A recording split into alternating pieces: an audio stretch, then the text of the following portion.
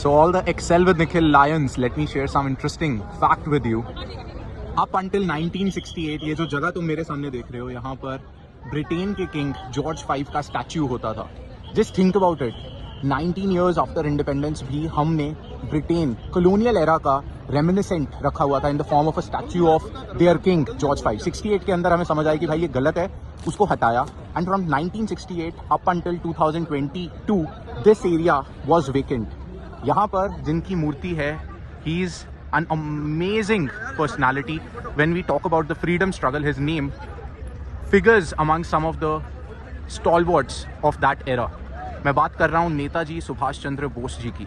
This is a 28 feet tall statue made of black granite.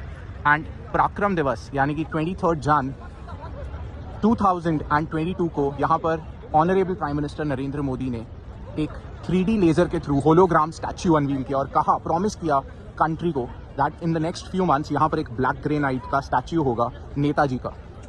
मैं आपको एक idea देता हूँ. ये जो नेताजी का स्टैच्यू है, इसके राइट ऑपोजिट क्या है? Beyond it is the war memorial, national war memorial. It's a beautiful area right in the heart of Delhi and behind it is the India Gate.